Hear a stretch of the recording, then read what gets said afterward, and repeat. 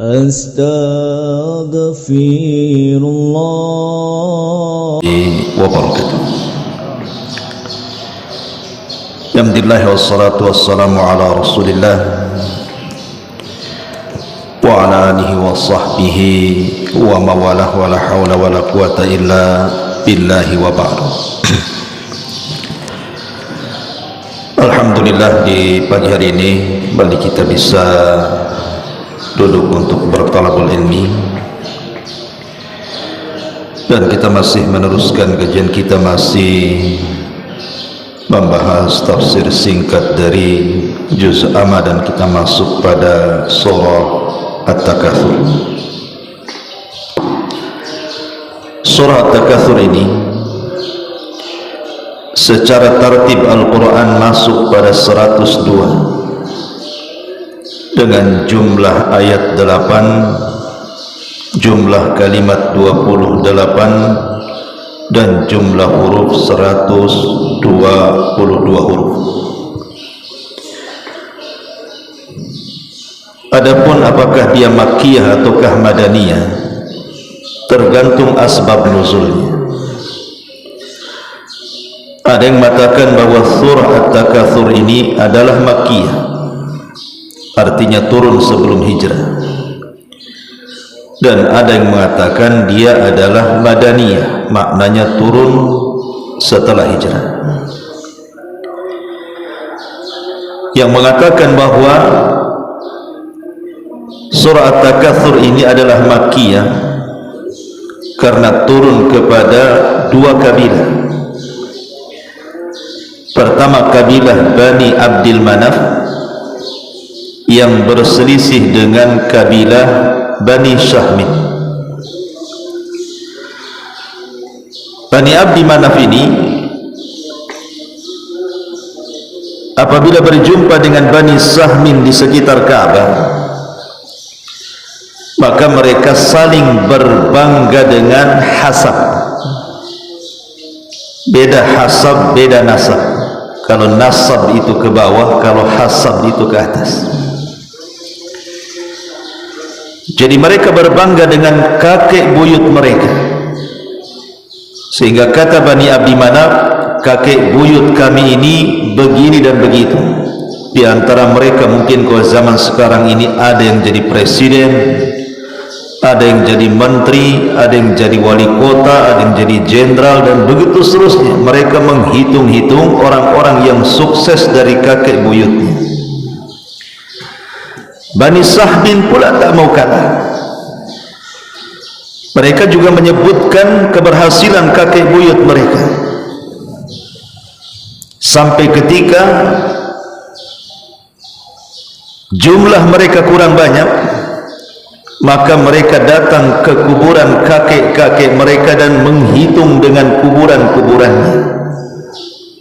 Makanya Allah mengatakan hatta zurtumul maqabir, sampai menghitung kuburan. Lo bayangkan, nih kuburan ini nih mantan jenderal, yang itu mantan wali kota, ini satpol pp, ini di sini hitung-hitung. Makanya kemudian turun ayat, fa idza afadtum manasikakum fadhkurullaha ka dzikrikum aba'akum aw ashaddu dzikra. Apabila kalian selesai melaksanakan manasik-manasik kalian, maka ingat Allah. Perbanyak menyebut Allah sebagaimana kalian memperbanyak menyebut bapak-bapak kalian.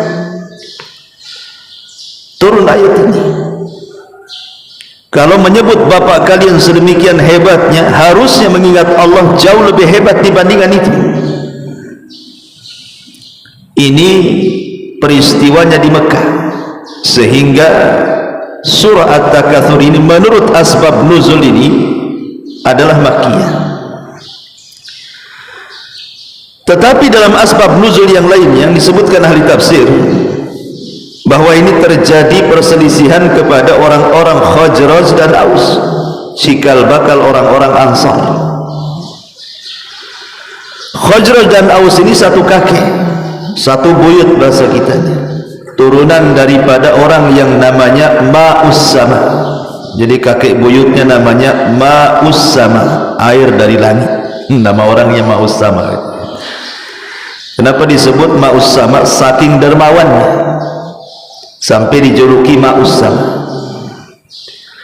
Adapun neneknya dari Kailah, maka disebut Bani Kailah. Itulah turunan Khazraj dan Aus yang belakangan dua kabilah ini masuk Islam dan menjadi Ansar. Lah Khazraj dan Aus ini selalu bertengkar, bahkan berperang, dan mereka pun saling berbangga dengan buyut mereka sampai menghitung kuburan juga. Sehingga Allah turunkan Alhaakumut Takatsur hatta zurtumul maqabir, melalaikan kalian at-takatsur, memperbanyak menyebut kesuksesan bapak moyang kalian sampai kalian zurtum, datang ke kuburan, menghitung kuburan.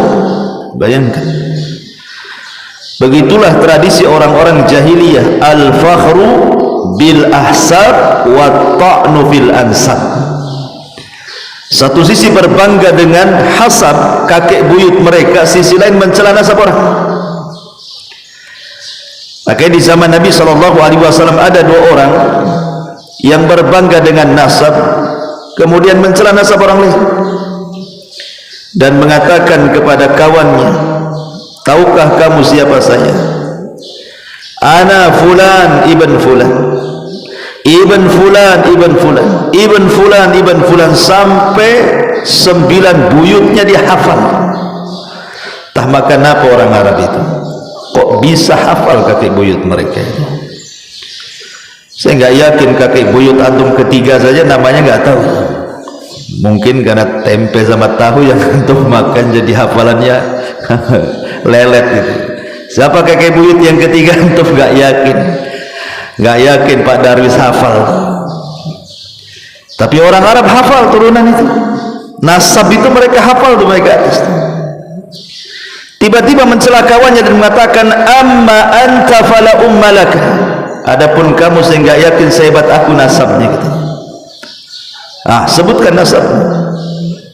Maka dia pun mengatakan, tunggu dulu, saya pun punya nasab yang bagus. Disebutkan ana fulan ibn fulan ibn fulan.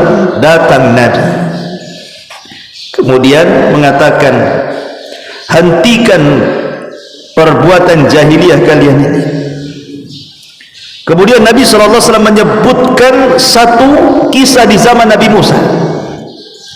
Dulu di zaman Nabi Musa, kata Nabi SAW, ada dua orang yang persis seperti kalian, bangga dengan nasab ke atas dan mengatakan saya fulan ibn fulan ibn fulan, sampai 9 kakek disebut. Kemudian menghina kawannya dan mengatakan, amma anta fala ummalaka, adapun kamu saya tidak sehebat nasabku katanya. Sebutkan nasab. Malu-malulah kawannya menyebutkan nasab dan mengatakan, ana fulan ibnu fulan ibnu fulan. Cuman 3 kakeknya disebut. Kakek yang keempatnya malas menyebutnya. Kenapa? Karena kafir. Dia tidak mau menyebut kakek yang kafir. Akhirnya diulang, ana fulan ibnu fulan ibnu fulan ibnul Islam. Kakek buyutnya yang keempat dibilang Islam. Dua-duanya Allah wafatkan. Yang berbangga dengan nasab walaupun dia kafir, Allah masukkan ke neraka.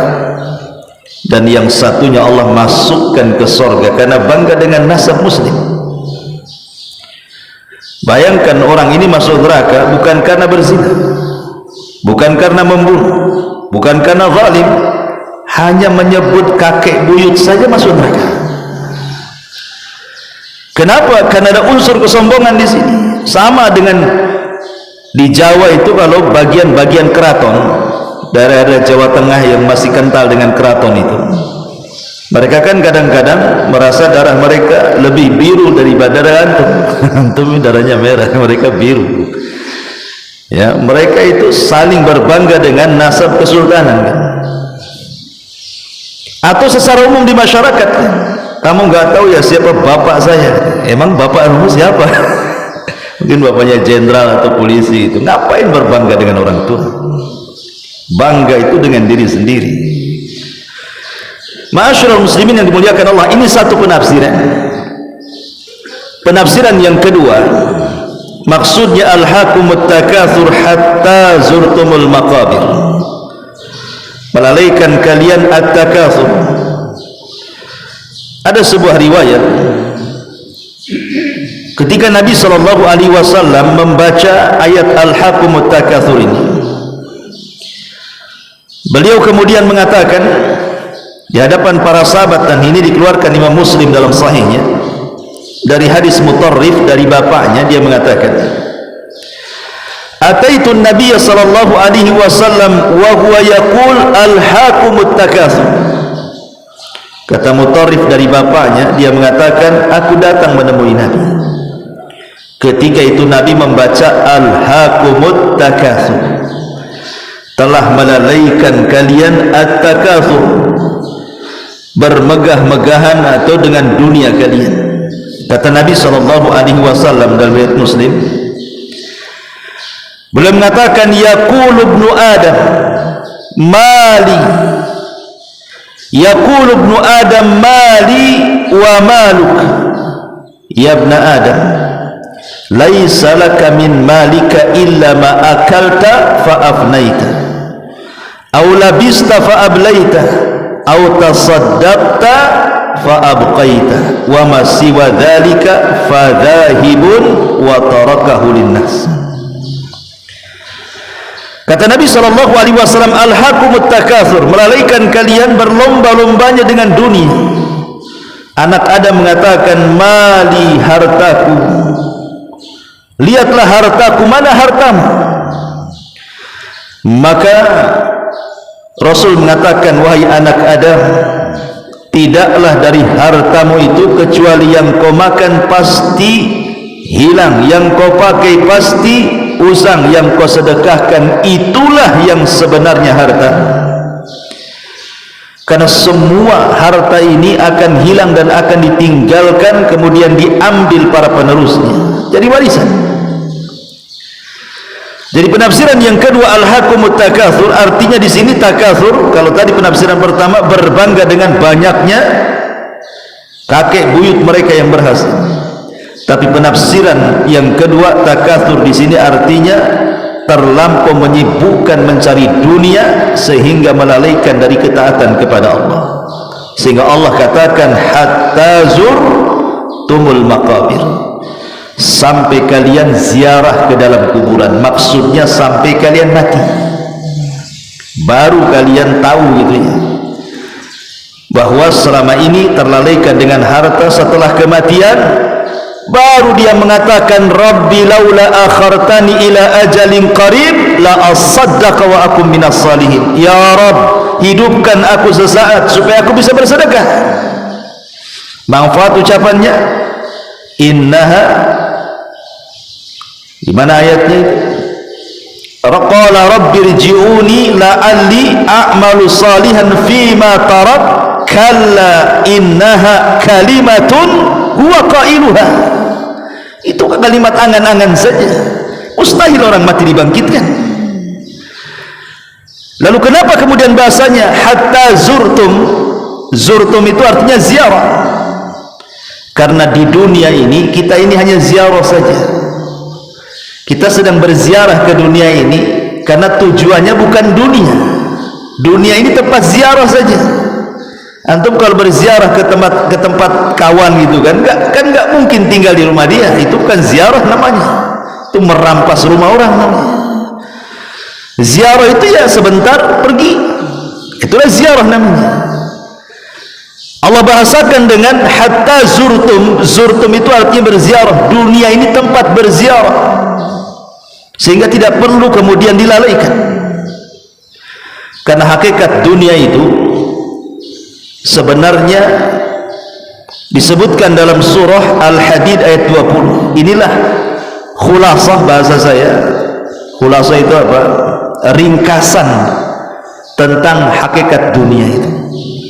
Jadi kalau antum tahu hakikat dunia itu apa, baca surah Al-Hadid 20. i'lamu annamal hayatud dunya laibun wa lahwun wa zinatun wa tafakhurun bainakum wa takathurun fil amwali wal aulad. Ketahuilah sesungguhnya kehidupan dunia ini hanyalah satu permainan, dua sendau gurau, tiga perhiasan, empat saling berbangga di antara kalian, lima berlomba-lomba dengan kekayaan, dan yang keenam berlomba-lomba keturunan. Inilah ringkasan dunia. Dunia ini hanya di empat perkara ini, di enam perkara ini. Pertama, permainan. Dunia ini permainan saja. Yang kedua, sendau gurau, ketawa ketiwi sana sini. Yang ketiga, perhiasan, berbangga-bangga dengan mobil, dengan rumah, dengan tanah, perhiasan saja. Atau saling bangga, berbangga diri karena saya kaya, yang lain miskin, saya pejabat, yang lain rakyat, dan begitu seterusnya. Atau berbangga dengan kekayaan, atau berbangga dengan keturunan. Makanya Allah Subhanahu wa taala mengatakan fala taghurrannakumul hayatud dunya. Jangan melalaikan enam perkara ini, karena ini bagian daripada tipu daya dunia. Di sini Allah Subhanahu wa taala mengatakan alhaqumut takatsur hatta zurtumul maqabir. Ulama mengatakan bahwa hakikat harta itu at-tajmi'u wat-tafriqu. At-tajmi' wat-tafriq. Apa tajmi' dan apa tafriq? Tajmi' itu artinya mengumpul-ngumpulkan. Kalau tafriq itu artinya meninggalkan. Itulah hakikat harta. Dikumpul-kumpulkan harta itu banyak-banyak, habis itu ditinggalkan. Coba lihat orang-orang kaya itu, yang harusnya mereka sudah pensiun, ya, dengan kekayaan itu cukuplah ngasih makan anak turunan sampai 7 turunan itu.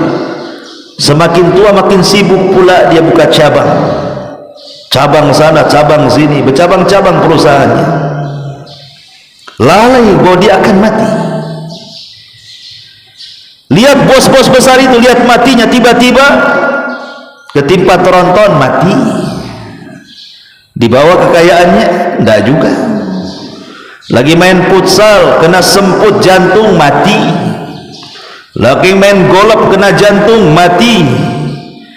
Kalau sudah mati loh, harta yang dikumpulkan dari dia akil balik sampai dia tua kemudian mati, siapa yang mewarisi? Yang mewarisi itu anak keturunannya. Tidak juga harta miliaran dimasukkan ke dalam kuburannya, gila. Makanya hakikat harta itu dikumpul-kumpulkan, habis itu ditinggalkan. Kan aneh gitu ya. Dari kecil kita cari uang, beli tanah, buat rumah, beli kendaraan, habis banyak hartanya, tiba-tiba mati. Nah, itulah hakikat harta. Dikumpul-kumpul, habis itu ditinggalkan. Yang senang siapa? Ahli warisnya. Ahli waris itu menangis itu cuma sehari saja, ikhwan. Antum punya kekayaan banyak, mati, ditangisi satu hari itu. 2 harinya sibuk, mana sertifikat bapak, mana berangkasnya, di notaris mana, diurus. Sibuk ya. Jadi yang senang itu ahli waris. Lalu apa manfaatnya? Sementara nanti di akhirat justru yang menjawab pertanyaan soal harta bukan ahli warisnya, dia yang menjawab min aina iktasabahu wa fima anfaqahu. Dari mana kau dapat, kemana kau belanjakan? Bingung dia. Karena orang dengan harta itu ada 4 macam, ya kan? Ada 4 macam orang dengan harta itu. 1, ada orang yang mencari harta dengan halal, diinfakkan ke yang halal. Mantap nih. Yang kedua, ada orang mencari harta dengan cara halal, diinfakkan pula ke yang haram. Celaka dia. Yang ketiga, ada orang yang mencari harta dengan haram, diinfakkan pula ke yang halal. Korupsi untuk bangun masjid. Korupsi untuk bangun masjid. Dari yang haram ke yang halal, diterima infaknya. Innallaha thayyibun la yaqbalu illa thayyibah. Allah itu baik, tidak menerima kecuali yang baik-baik. Yang kuadrat ini, yang keempat nih, diambil dari yang haram, diinfakkan pula ke yang haram. Menang judi untuk zina itu kuadrat dosanya itu ya.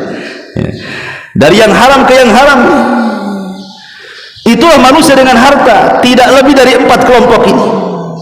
Makanya Allah mengatakan alhaakumut takatsur hatta zurtumul maqabir. Di sini Allah Subhanahu wa taala mengingatkan, kalla, jangan seperti itu. Jangan sampai harta dan kekayaan serta dunia ini melalaikan kalian. Jangan seperti itu. Kenapa? Saufa ta'lamun. Summa kalla saufa ta'lamun. Kalla law ta'lamuna ilmal yakin. Subhanallah, Allah menyebut 3 kata ta'lamun. Kalla saufa ta'lamun, satu. Diulang lagi, summa kalla saufa ta'lamun. Diulang lagi, kalla law ta'lamuna ilmal yakin.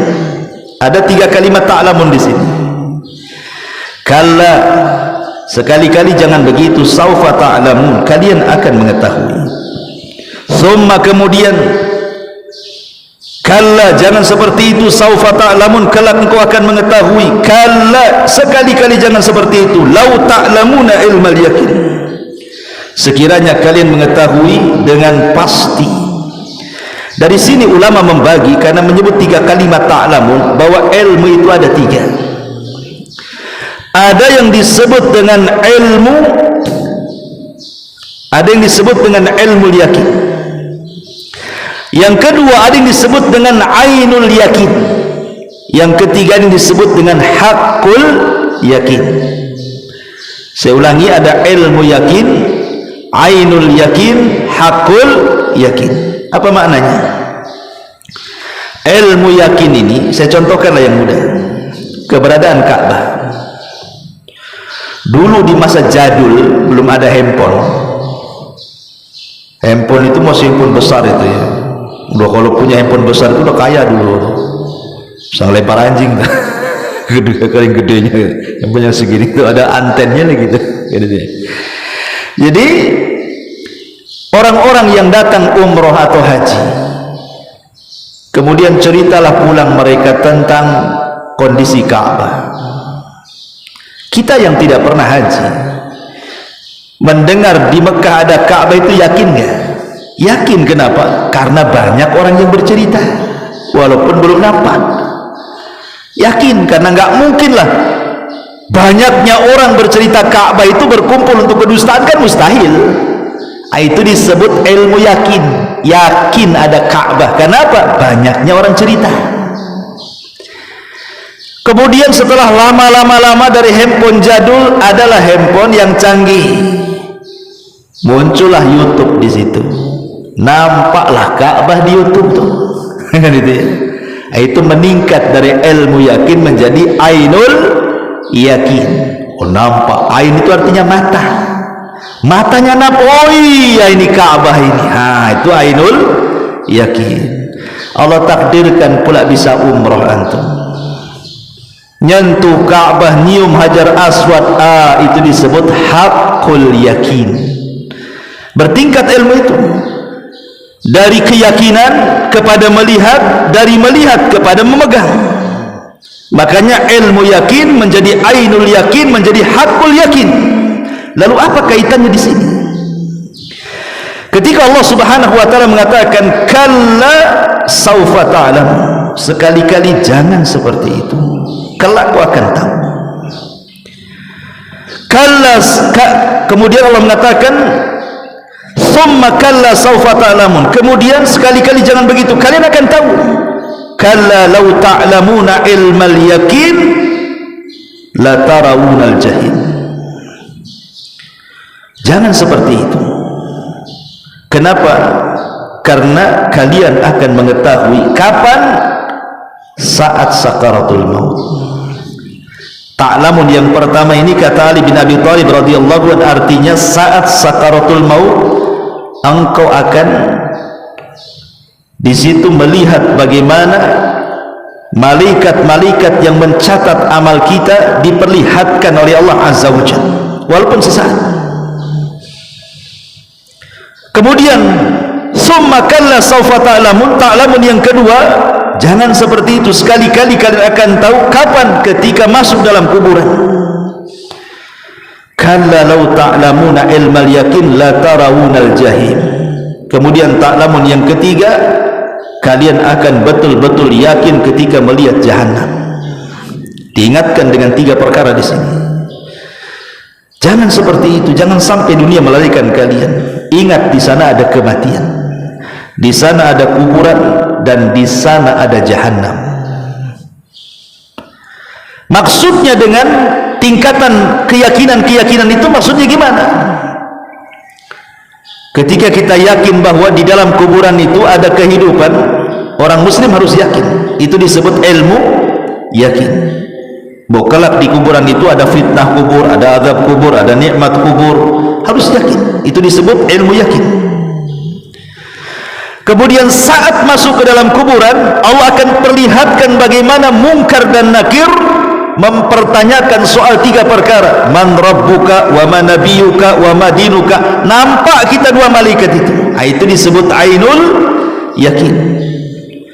Ketika betul-betul orang ini tidak bisa menjawab, kemudian disiksa habis-habisan oleh malaikat yang menyiksa orang-orang yang dikubur, yang disebut dengan azab kubur. Ketika dia merasakan sakit, itulah disebut hakul yakin. Ataupun dia mendapatkan nikmat. Atau di akhirat, kita yakin di akhirat itu ada siksa Allah subhanahu wa ta'ala, ada azabnya. Kita yakin, tulis sebut ilmu yakin. Seorang muslim harus yakin, tidak boleh mengingkari ada kehidupan setelah kematian. Kemudian kelak pada hari kiamat Allah akan mendatangkan jahanam. Waji'a yawma idzin bi jahannam. Jahanam akan datangkan, semua akan melihatnya.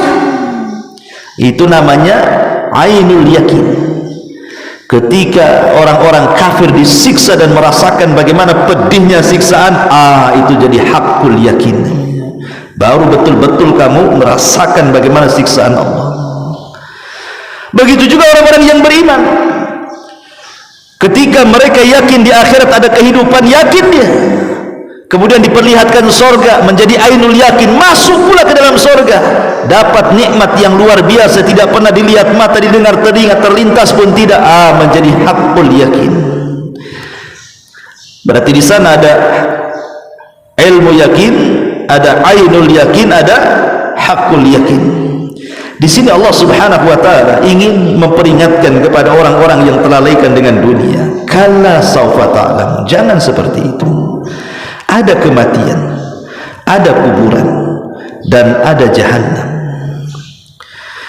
Makanya sebagian para ulama mengatakan kalla sawfa ta'lamun, thumma kalla sawfa ta'lamun, kalla law ta'lamuna ilmal yakin. Titik sampai di sini. Ada yang mewakafkan sampai di sini. Artinya la tarawunal jahim ini kalimat baru, bukan ataf kepada sebelumnya, bukan menyambung kepada kalimat sebelumnya. Di sini ada kalimat yang dibuang, yang kalau mau ditampakkan kalimatnya adalah jangan seperti itu, kelak kalian akan mengetahui. Kemudian jangan seperti itu, kelak kalian akan mengetahui. Kemudian jangan seperti itu, sekiranya kamu mengetahui dengan pasti, tentu kalian tidak akan melalaikan dari dunia. Tentu akan kalian tidak mungkin terlalaikan dengan dunia. Kemudian jumlah baru la tarawunal jahim, di sini sumpah, wallahi itu maksudnya kalian akan melihat jahanam. Thumma la tarawunnaha ainal yakin. Kemudian kamu benar-benar akan melihat jahanam dengan mata kepala kalian sendiri. Kemudian thumma la tus'alunna yawma idzin anin na'im. Ayat yang ke-7 sedikit saya jelaskan. Di zaman Nabi sallallahu alaihi wasallam, di zaman Nabi SAW, Rasul pernah keluar di musim ketika Madinah penuh dengan paceklik. Hampir manusia banyak kelaparan, hewan-hewan pun hampir mati karena nggak ada yang dimakan. Rasul siang-siang bolong keluar, tiba-tiba berpapasan dengan Abu Bakar dan Umar. Kata Nabi SAW, wa ma akhrajakuma, Apa yang membuat kalian keluar di waktu terik-terik matahari? Orang Arab tidak terbiasa keluar siang-siang karena panas gitu ya. Kata Abu Bakar dan Umar sambil menyingsingkan bajunya dan mengatakan, "Ju ya Rasul, lapar." Kemudian Rasul melihat ada batu diganjal di perutnya. Begitu orang dulu, kalau lagi lapar mereka ambil batu, taruh di perut, diikat supaya perutnya agak ke dalam. Nah, itu mengurangi rasa lapar orang dulu. Antum kalau lapar buat kayak gitu, ambil bata, taruh di perut, ikat kan gitu. Kalau antum nggak yakin lapar ya ke warung bakso lah. Ngapain pulang ikat perut dengan batu lah. Tapi dulu para sahabat, apa yang mau dimakan? Begitu caranya. Maka Abu Bakar dan Umar kemudian bertanya balik, "Wa ma akhrajaka ya Rasulullah?" Lalu apa yang membuat anda keluar dari rumah di waktu seperti ini wahai Rasul? Kata Rasul, "Ju, sama wahai Abu Bakar." Dibukanya perut Nabi bukan satu batu, dua batu pula di perut Nabi. Artinya Rasul lebih lapar dibandingkan Abu Bakar dan Umar. Subhanallah ya. Sayyidul Anbiya wal Mursalin kelaparan. Antum kulkas saja dua-duanya penuh pula. Ya. Akhirnya kemudian Rasul, Abu Bakar dan Umar ini Rasul mengajak keduanya ke perbatasan kota Madinah. Di situ ada rumah seorang dermawan Ansar, Abu Tihama. Ketika sampai di rumah orang dermawan Ansar ini, rupanya tidak ada, yang ada istrinya. Maka sebagai adab, Rasul tidak masuk tetapi menunggu di luar, menunggu suaminya datang. Setelah beberapa waktu datanglah Abu Tihama ini membawa air bersih karena susah mencari air bersih. Istrinya memberitahu bahwa ada tamu Nabi, Abu Bakar dan Umar. Apa kata beliau? Demi Allah tidak ada tamu yang lebih istimewa melainkan mereka bertiga. Akhirnya dia manjat kurma, ambil rutab. Rutab itu kurma yang paling enak, yang masih kuning-kuning tuh. Kemudian dihidangkan kurma, tamar dan air putih. Habis itu dia ambil pisau, mau nyembelih kambing. Mau diambil pula kambing pejantan. Kata Rasulullah, "Iya kawal halib." Jangan kambing itu. Yang ini saja kata Rasul. Disyaratkan kambing kurus. Itulah kalau tamu tahu diri begitu. Kalau tamu tahu diri ya. Antum tak tahu diri. Ya. Anda mau beli bakso ya? Oh jangan, saya nggak suka bakso, soto aja. Gitu tuh antum tuh. Ya Nabi enggak. Jangan itu. Ya, jadi kalau antum ditawari mau soto apa? Enggak usah, air putih saja. Nah, gitu maksudnya. Bukan begitu. Keluarkan aja yang di kulkas itu kan. Lebih parah lagi tuh bahasanya. Mengeluarkan yang di kulkas kan. Akhirnya kemudian disembelihlah kambing itu. Dihidangkan kepada Nabi. Ini daging baru direbus ini kan ada asapnya. Apa yang terjadi? Fabakan Nabi SAW. Tiba-tiba Rasul menangis. Abu Bakar pula orang yang paling meniru Nabi, tanpa melihat alasan Rasul kenapa menangis, ikut pula dia menangis. Itulah Abu Bakar. Dia nggak peduli. Rasul tertawa ikut tertawa, Rasul menangis ikut menangis. Itulah Abu Bakar. Lain Abu Bakar, lain Umar pula.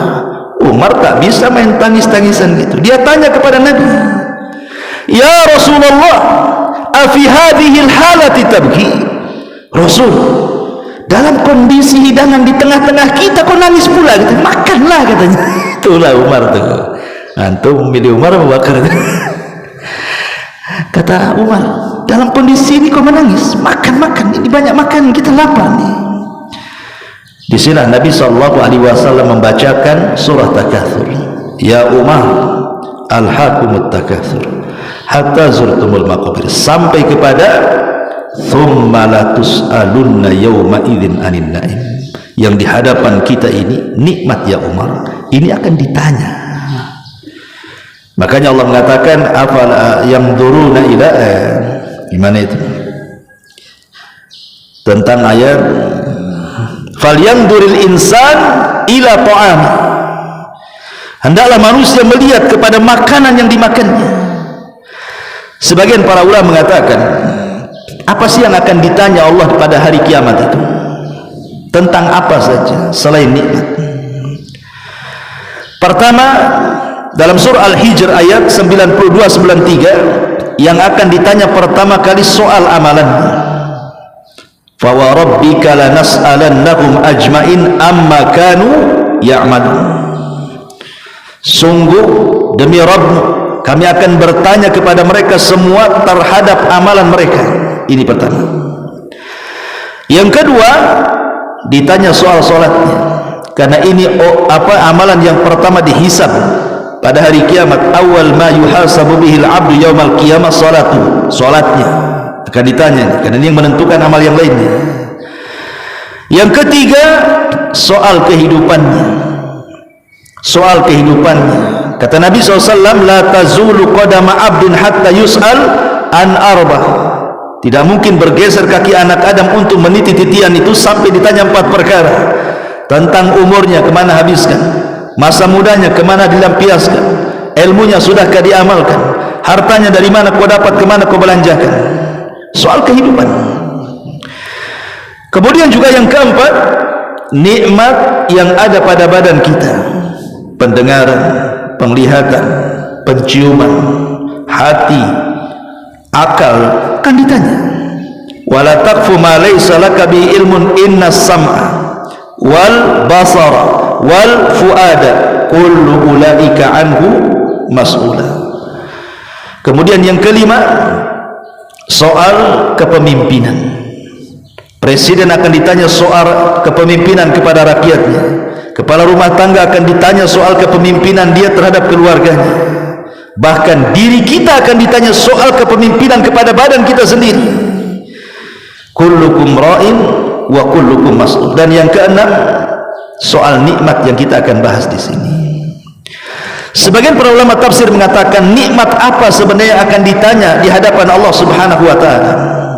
Nikmat apa saja yang akan ditanya? Yang pertama, dan ini menurut Al-Imam At-Tabari dalam tafsirnya, yang akan ditanya yang pertama, annahu as-sihhatu wal amn, soal kesehatan dan keamanan. Ketika kita sehat, digunakan untuk apa kesehatan kita ini? Untuk ibadah atau untuk selain ibadah? Keamanan juga sama, negeri kita sedang aman, digunakan untuk apa ini keamanannya? Bersyukur atau kufur?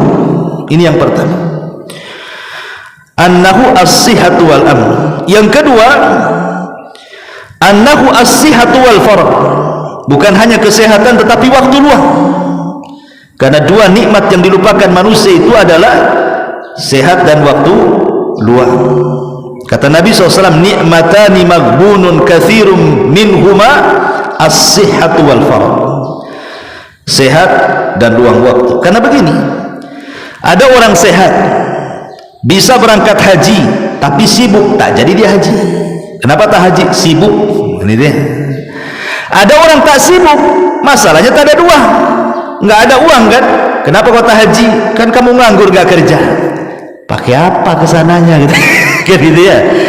Tapi ada yang diberikan dua-duanya, uang ada, tak sibuk pula dia, tak berangkat. Ditanya, kenapa kau tak berangkat? Maka ini juga akan ditanya nih, as-sihhatu wal faragh. Kemudian yang ketiga, annahu al-idraku bil hawasi sam' wal basar. Tadi sudah jelaskan, nikmat bisa mendengar dan bisa melihat. Ini akan ditanya nih, kemana diarahkan matamu dan kemana didengarkan telingamu? Untuk Quran kah, untuk musik kah? Untuk memandang yang halal kah, untuk memandang yang haram? Akan ditanya. Termasuk juga ba'du ma yut'imuhul insan wa yashrabu, apa yang dimakan dan apa yang diminum, semua akan ditanya. Termasuk juga al-ghada wal asha, makan pagi, makan siang pun akan ditanya. Termasuk juga as-sab'ul butun, terlampau kenyang, itu akan ditanya. Banyak makan kenyang, itu akan ditanya tuh. Antum yang suka nambah-nambah makan rawon dua mangkok, 3 mangkok tuh, itu akan ditanya tuh. Kan itu. Masalahnya masuk juga tafsirannya ini. Orang yang kenyang-kenyang makan ya. Termasuk juga kullu ma taladzahul insan fid dunya min syai'in, semua yang dianggap lezat manusia di dunia semua akan ditanya. Adakah yang tidak ditanya? Ada. 3 perkara tidak akan ditanya. Dan itu disebutkan dalam sebuah hadis dari Umar bin Khattab radhiyallahu anhu. Kata Nabi sallallahu alaihi wasallam, ketika sahabat mengatakan, Rasul, lihat kami aja makan susah, Apakah hanya makan aswadan? Aswadan itu istilah dari tamar, kurma kering dengan air putih. Masa kita makan kurma kering satu dengan air putih akan ditanya, ya Allah, ya Rasulullah? Kata Rasul, ya akan ditanya, kecuali 3 perkara. Tidak akan ditanya. Apa itu? Illa min salasin, hirqati kaffi biha ar-rajulu awratahu, aw kisrati saddi biha jaw'atahu, aw hajarin yatadakhalu fihi minal harri wal qurri. Yang pertama, sepotong makanan hanya sekedar untuk menahan lapar. Yang kedua, secercik pakaian hanya sekedar untuk menutup aurat. Dan yang ketiga, kediaman hanya sekedar untuk menaungi dari panas dan hujan saja. Ini tidak akan ditanya. Artinya kalau kita makan ya sekedarnya, nggak akan ditanya. Ya, pakaian yang penting nutup aurat, lah selesai. Nggak usah yang macam-macam gitu ya, nggak akan ditanya. Ya kontrakan jadilah, yang penting nggak kehujanan, nggak kepanasan, nggak akan ditanya. Tapi kalau rumahnya sudah besar gitu ya, itu ditanya, itu jendela dari mana uangnya, itu pintu dari mana, itu tikar dari mana, itu semua akan ditanya. Ya. Kalau sudah berlebihan akan ditanya. Di sini Allah Subhanahu wa taala mengatakan, "Tsumma la tus'alunna yawma idzin 'anil na'im." Kemudian kalian akan ditanya pada hari itu dari kenikmatan. Subhanallah wa bihamdika, asyhadu an la ilaha illa anta, astaghfiruka wa atubu ilaik. Allah ta'ala. Assalamualaikum warahmatullahi wabarakatuh.